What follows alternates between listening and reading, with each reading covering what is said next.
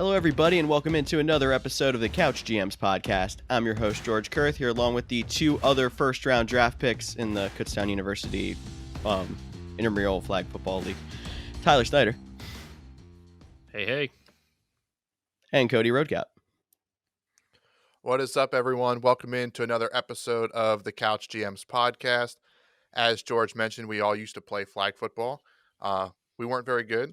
I was more of the safety that acted like it wasn't flag football and ran at people like I was going to tackle them. Hey, it's a good technique when you're playing flag football. Act like you're going to tackle them and then pull their flag when they pull up. But anyways, that's enough about us.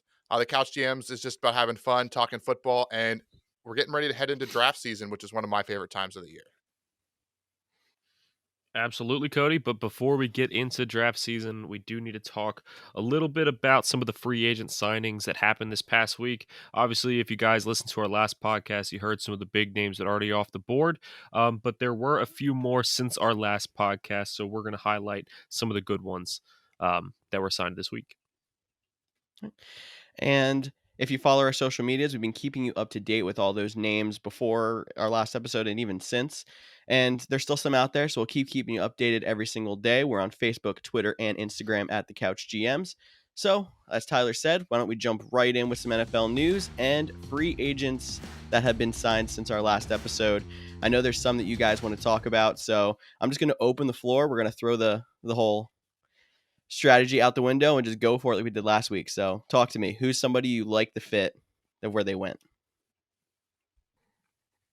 Well, I'll start it off, and I'll go with... All right, Tyler starts it off. Yeah, I'll start it off. I'm going to go with Mitch Trubisky to the Bills. Now, Mitch Trubisky has been one of the biggest jokes of the NFL since he's been drafted, mainly because of who he was drafted in front of, but we're not going to worry about that. But Trubisky never really lived up to the hype that he was supposed to have, and because of that, not only did he lose his starting job with the Bears and lose his team, but now he ended up going to the Bills as the new backup quarterback for Josh Allen on a 1-year super cheap deal. Pennies. Now, guys, there's backup quarterbacks around the league that I've honestly never even heard of in my life, that if they ever stepped on the field, all the fans would go, oh, we're screwed.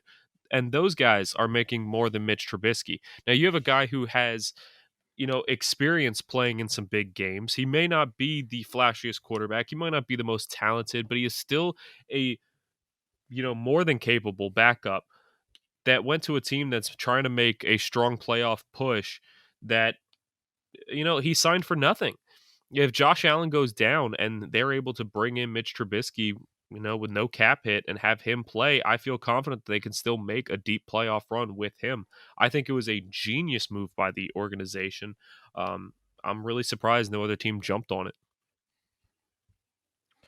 I think that's because, a lot of people, if they're Bills fans or just fans of the NFL, and Mitch Trubisky comes in, they're going to be like, we're screwed.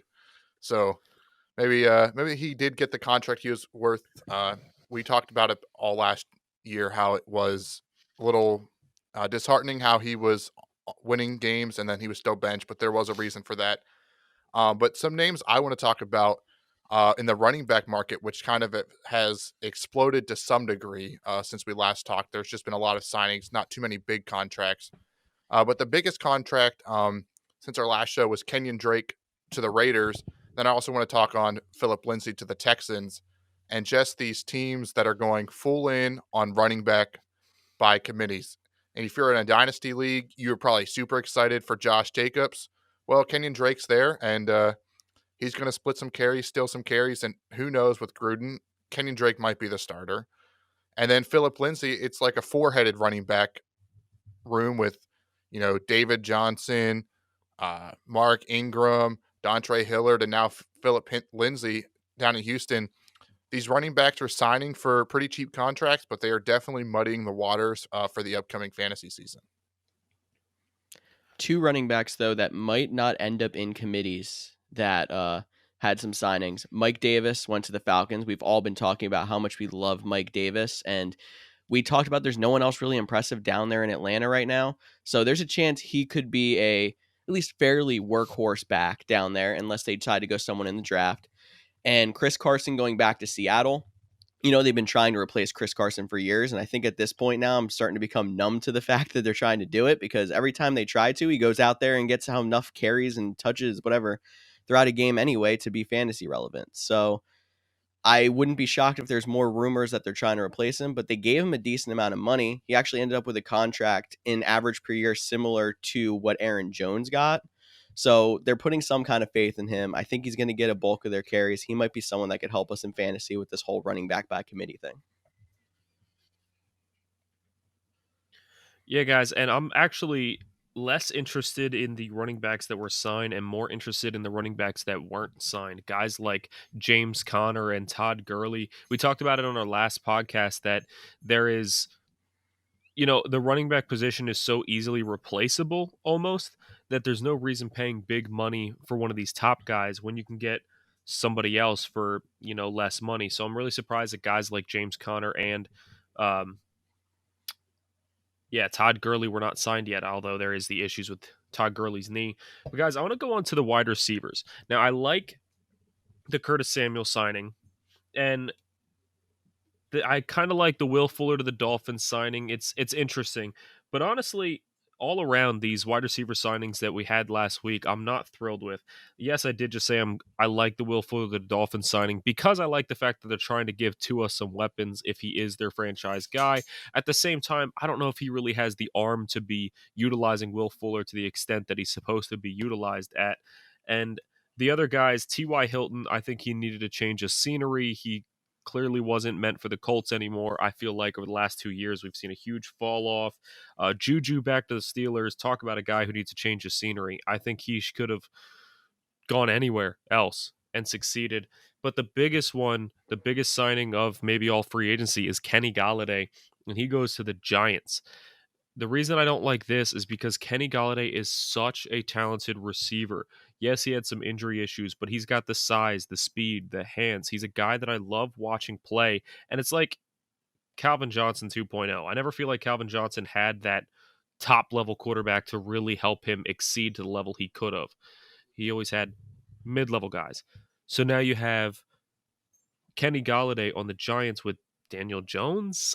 I mean, I wanted to see him go somewhere with a quarterback that could really utilize his talents to the max.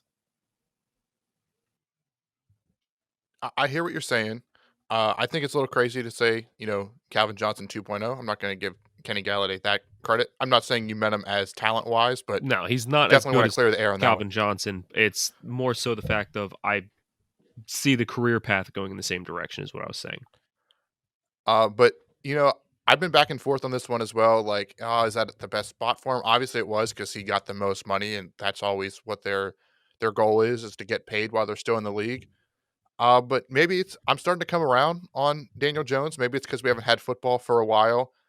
But Daniel Jones might have a very similar path to what we saw with Josh Allen. Josh Allen struggled his rookie year, had an okay up and down second year, and then blossomed in his third year. And a big reason is that they went out and got him Stephon Diggs.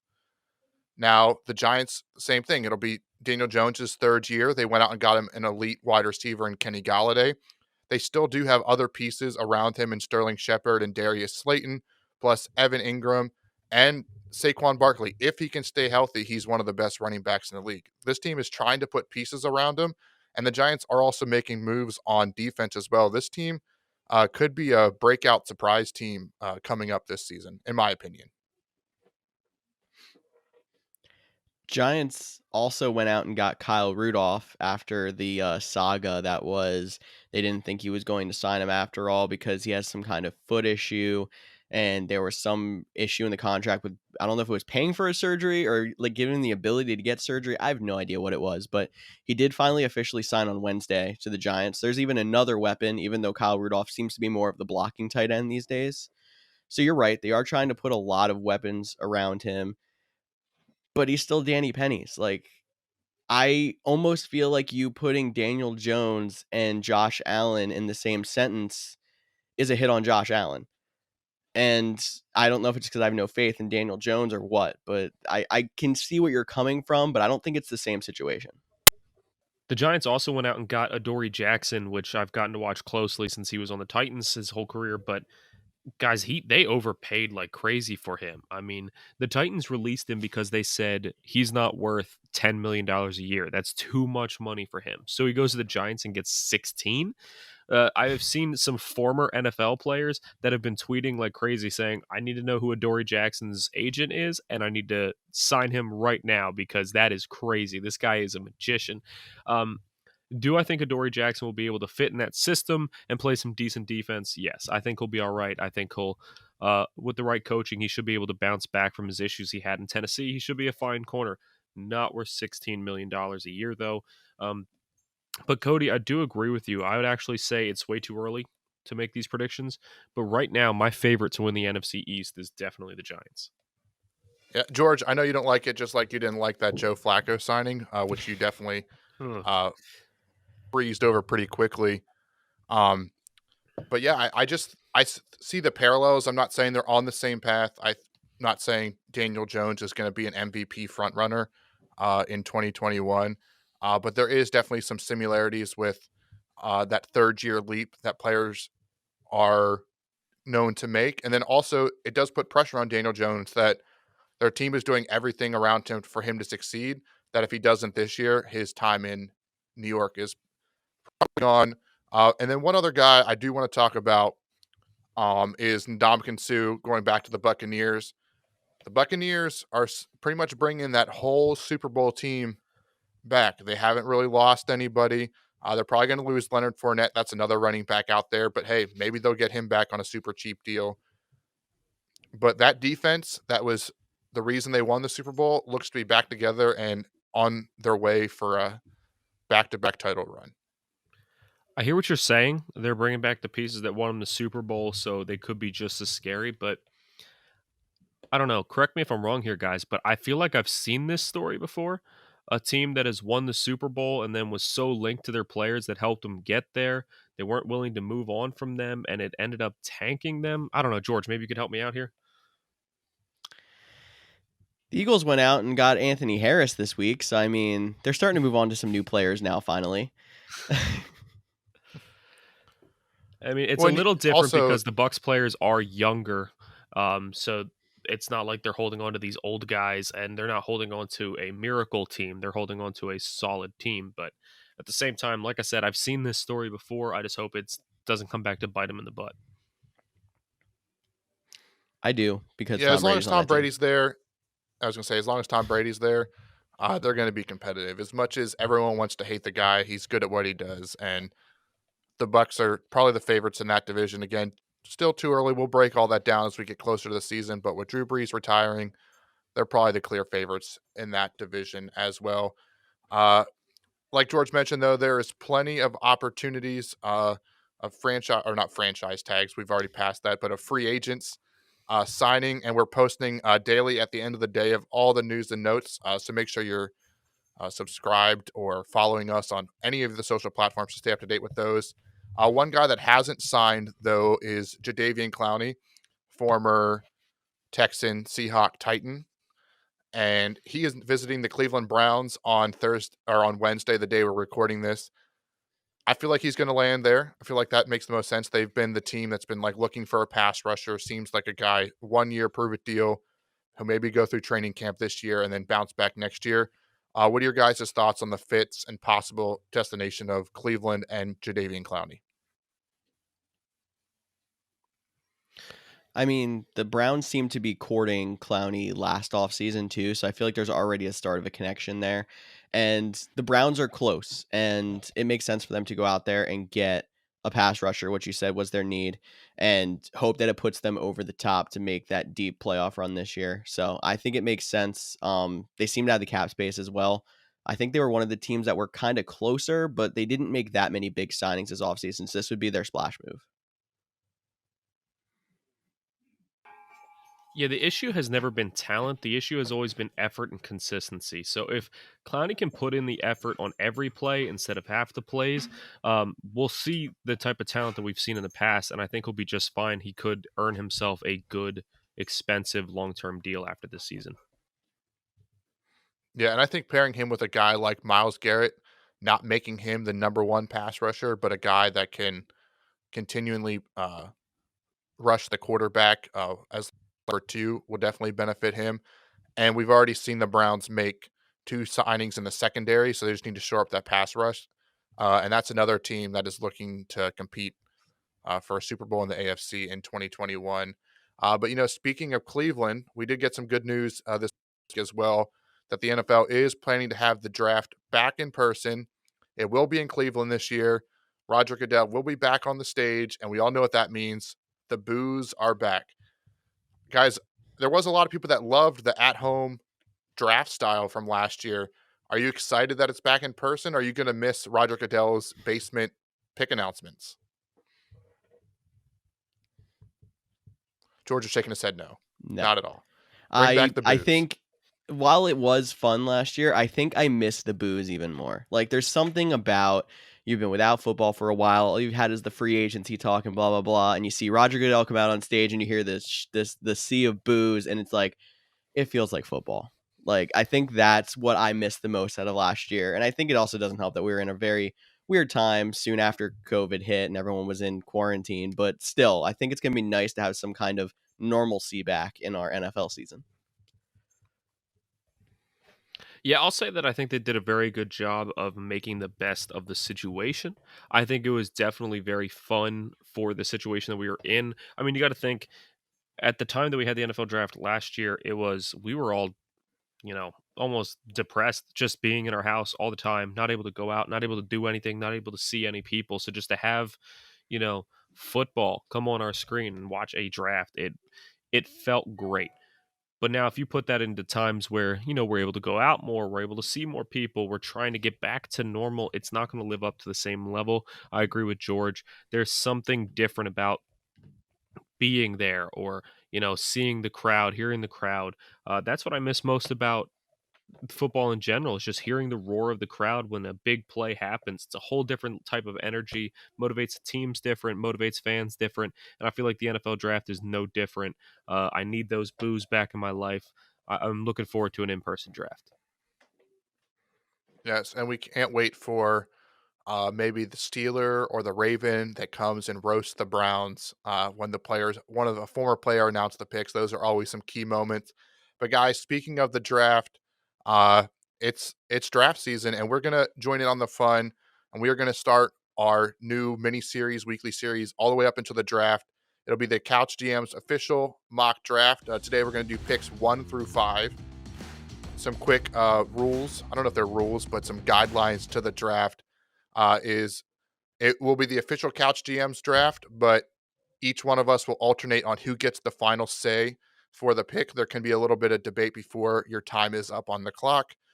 Speaking of the clock, each person will have approximately 5 minutes.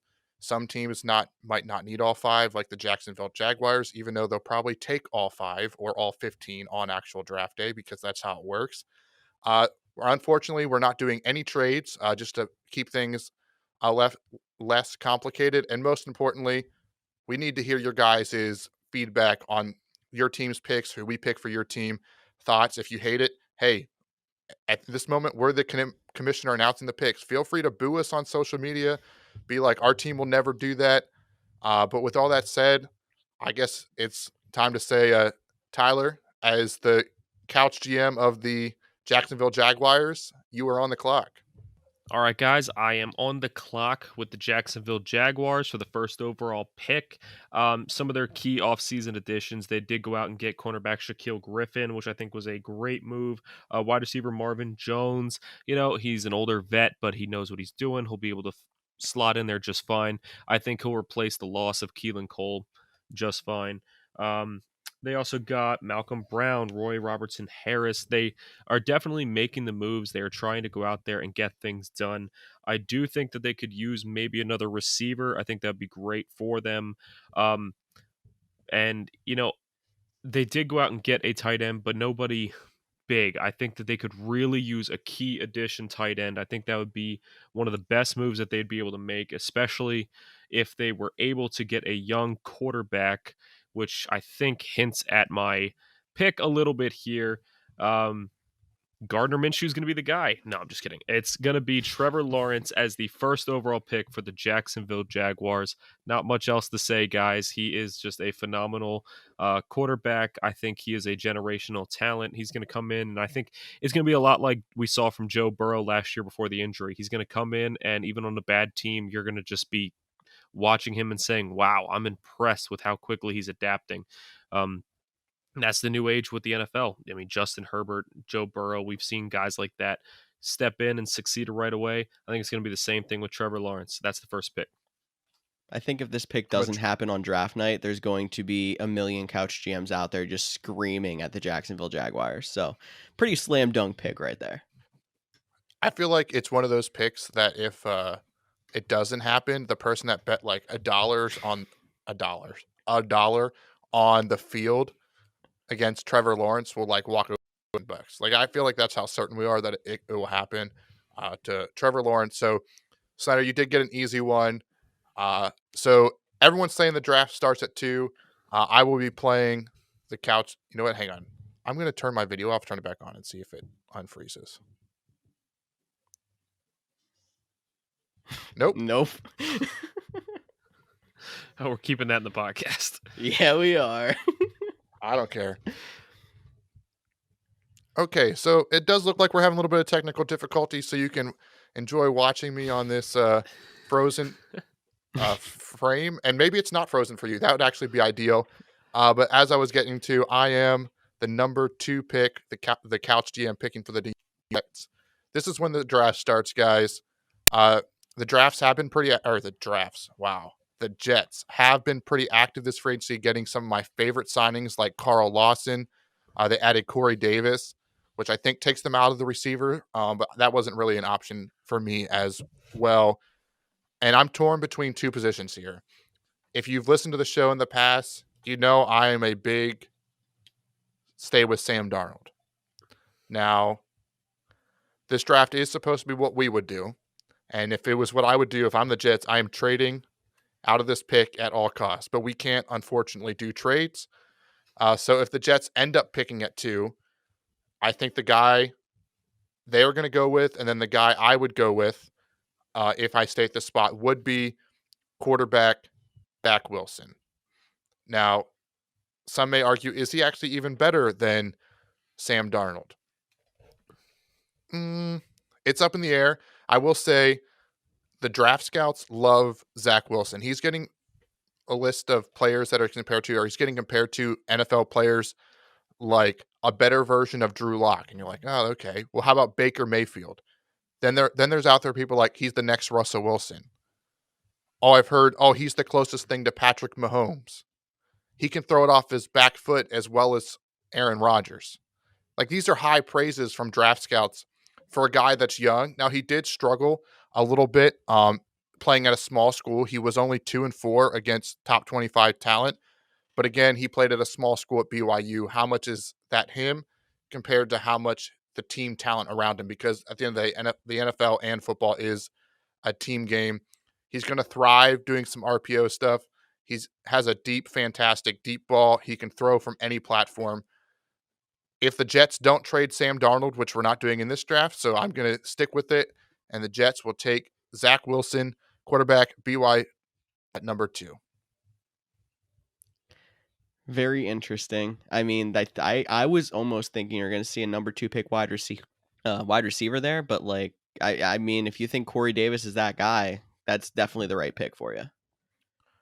Well, don't forget the Jets also have picks later in the draft to get a wide receiver. I think, and maybe they even can flip Sam Darnold in this draft. I'm on the phone. I flipped Sam Darnold for a pick in Allen Robinson, so we'll just say that.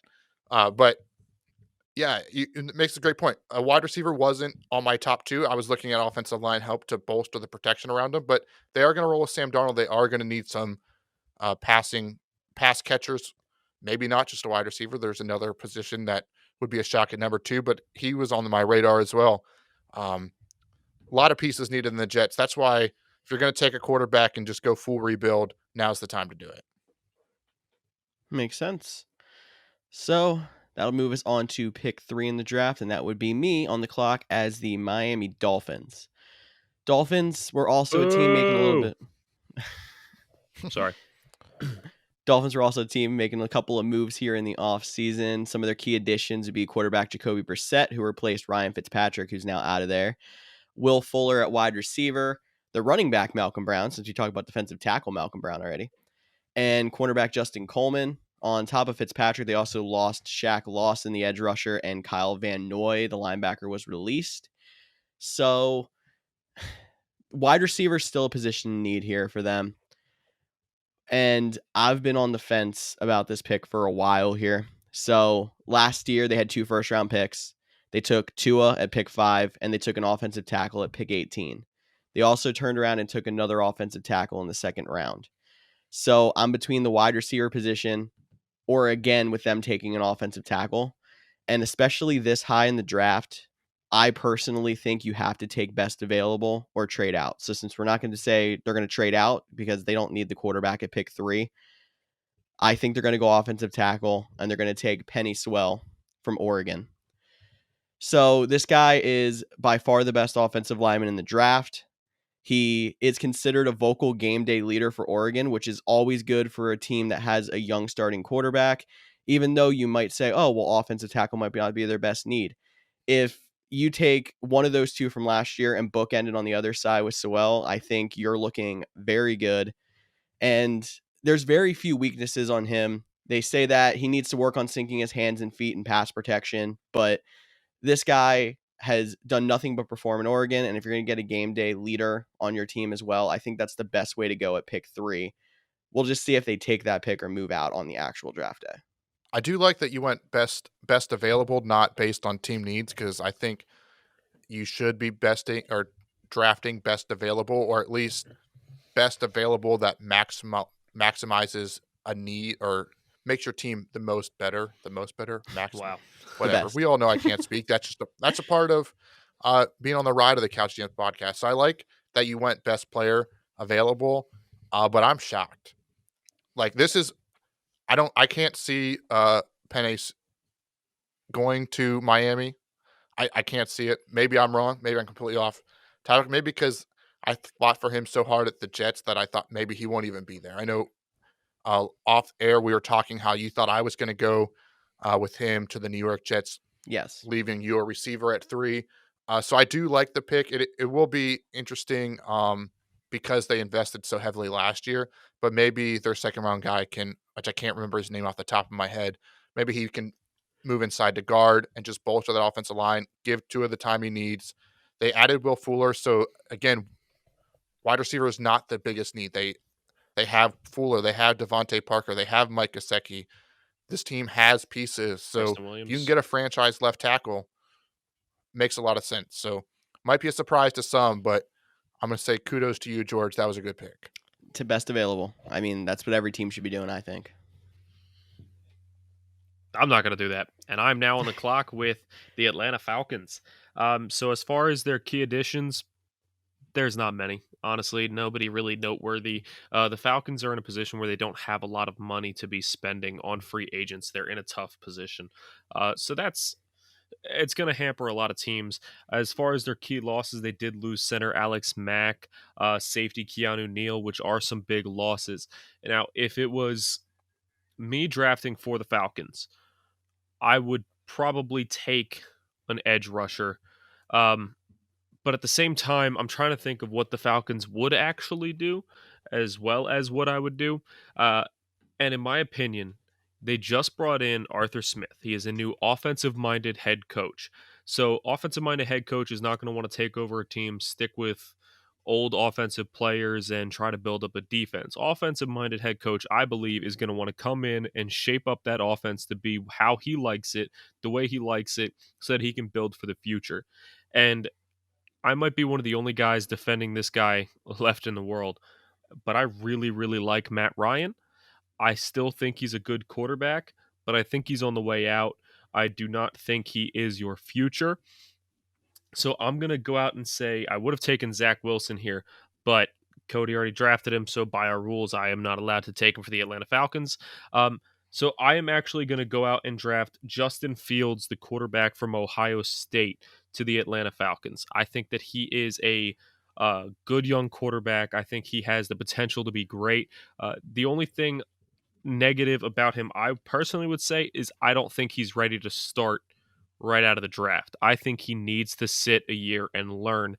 And that's the beauty of where the Falcons are at. You have a guy like Matt Ryan, a seasoned vet, a um, former MVP, like that can coach up your guy for a year. You can ride with Matt Ryan for a year and be solid. And then you have this guy, Justin Fields, to take over next year and really take your team to the next level. Or depending on where the Falcons are at, maybe Fields steps in later in the season in the second half. It's possible. I think it would be a great move for them. I think it's a move that I could definitely see them doing. I think their best move would be taking the top edge rusher available. Who that is debatable, up to you. But I think Atlanta Falcons right here are going to take Justin Fields. Interesting. That's definitely a fun name. The Georgian kid gets to go home, play for his hometown team. I do like that. Interesting though, if you're, and just as just me talking a lot, if you're gonna make the guy sit a year, a guy with upside, or I don't really like saying upside. They're all teenager or low 20 players. They all have upside, but a guy that from a smaller school like North Dakota State and Trey Lance, very athletic, very raw, would absolutely has to sit a year. Justin Fields reminds me a little bit of, I'm not saying talent and skill wise. I think they're a little bit different, but he reminds me of a guy like Justin Herbert, who we were up on the fence on. Who does he need to sit a year? He looked so good 2 years ago. He had an up and down last year, and Justin Fields in the 2020 season, he was up and down. He looked great in some games, especially the first round of the playoffs. Didn't look great in the Big Ten championship. Didn't look great against Northwestern. Didn't look that well despite having the rib injury in the championship game. So Justin Fields has a lot of questions. I do like the idea of him sitting behind Matt Ryan for a year, and that's another team outside of running back, which you can find anywhere in the draft. They might be doing that later. If we were doing a 3-round mock draft, I'm sure one of us would put a running back there. But they do have Julio Jones still. They do have Calvin Ridley. This team has offensive weapons that he can fit right in to grow with a year, learn from Matt Ryan. Again, I think it's another solid pick. Some people might not like it, might say it's too high for Justin Fields. But at the end of the day, if you're getting a quarterback that's going to start for multiple years on your franchise, you can't draft him early enough. Exactly. Quarterback is the most important position. It is first and foremost when addressing a team. So I think if you like a guy like Justin Fields, yeah, there is no such thing as too high. Mitchell Trubisky, Bears fans could be saying that about Mitchell Trubisky. Like, yeah, there is a too high. But at the same time, yeah, I think it's a good pick. I like the Justin Fields pick here at 4. But I But mean, like, I don't know if they're a team that expects to actually contribute this year. I think they could have a big bounce back, but I don't think they're going to compete for a championship. So I like the idea of being able to go out there while you have the high pick and take the quarterback you want, as opposed to every other team that waits too long and then it's a scramble to throw together draft picks to be like, I'll trade you for number one and get whoever that guy is. Like, while you have the opportunity, do it. That's a great point. It's a lot better to need a quarterback when you don't necessarily or take a quarterback when you don't need a quarterback. The worst time to try to find one is when you need it, I guess is the best way I'm trying to say. But that'll move us on just to the number 5 pick. So the Cincinnati Bengals are on the clock. I will be making their selection. Just a quick recap. Trevor Lawrence, surprise, surprise, went number 1. Zach Wilson, number 2. Penei Sewell, number 3. And Justin Fields, number 4. And that puts the Bengals on the clock at 5. Now, they've had some key additions like Riley Reif, left tackle, some cornerbacks they flopped some spots with like Mike Hilton and Chidobe Awuzie, but they did lose William Jackson III, and they did lose Carl Lawson on the edge. They swapped him out with Trey Hendrickson. They had Joe Burrow. They had the number 1 pick last year. They had Joe Burrow. He did get hurt last year. And for me, this is the spot I thought I still think Penei Sewell is going to end up in Cincinnati. I think that's going to be like it's a match made in heaven, but George already took him, so I can't. So I had to pivot. He was my thought process going into this. So I'm going to take a wide receiver here. Now, which wide receiver is definitely up for debate? There's two at the top. Some may say three, with between Jalen Waddle, Devonta Smith, and Jamar Chase. For me, I'm going to have to go with Jamar Chase. So the Cincinnati Bengals will select Jamar Chase. He did opt out in 2020, but he did play in 2019 with Joe Burrow, which I think is a deciding factor. They already have a good chemistry. Just like I think if the Dolphins would go wide receiver, I think they'd probably lean Devontae Smith because he has experience with Tua. Um, but back to Jamar Chase, in that 2019 season, his numbers weren't too far off from what Smith put up last year when he won the Heisman. He had 84 receptions for 1,700 yards and 20 touchdowns. That's a lot of touchdowns when they were already supporting guys like Justin Jefferson, who we saw have a breakout year last year. And he also had Thaddeus Moss, who probably should have went back to school for another year, but that offense was talented. Jamar Chase does have a little bit of weakness. He is not the most elusive. He's not going to be a yards after the catch guy, but he's going to win your 50-50 balls. He's going to make all the catches. Some people say he has a basic route tree. I think he can run. He might not be the most elite route runner, but he can run routes as well as anyone from any position. Jamar Chase will fill in nicely for the AJ Green role, which is another player they lost. And this is also part of my long-term plan that Zach Taylor won't be back after this season, and they will complete the trifecta by hiring offensive coordinator from the Panthers, Joe Brady, who was the offensive coordinator for that 2019 LSU team. So a little long-term planning in this pick, but Joe Burrow, Jamar Chase are back on the field together. Offensive tackle was another consideration here. I think it's too early to take a guy like Rashawn Slater. He can be good, but not in the top 5 when I can get an elite talent at wide receiver. On the inside somewhere, George is crying right now because I know Jamar Chase is the one guy he wanted the Eagles to get this year. Just a little bit, and that is a teaser for our next episode too, where we will go through 6 through 10, and the first on the clock would be the Philadelphia Eagles. So yes, we'll have to see where I go with that, because that'll actually be my turn next episode. Yeah, George, you do get to kick it off. So just one more time, the recap of the first 5 picks of the 2021 official Couch GMs mock draft. Number 1 is Trevor Lawrence to the Jacksonville Jaguars. Again, everyone's going to be shocked if that doesn't happen. Number 2, the New York Jets was Zach Wilson. Number 3, the Miami Dolphins was Penei Sewell. Number 4, Atlanta Falcons, Justin Fields. And the Cincinnati Bengals took Jamar Chase. So that wraps up the mock draft. Now, guys, before we go, we have a little bit more time. This is completely off topic. I'm throwing this on you last minute. And I heard something, and it made me think. And this is going back to next year's award season. It probably doesn't even fit in this timeline of when we're doing it, but I heard it and I didn't want to forget it. So I'm going to ask it now live on the air. Do players that opted out in 2020 count towards comeback player of the year in 2021?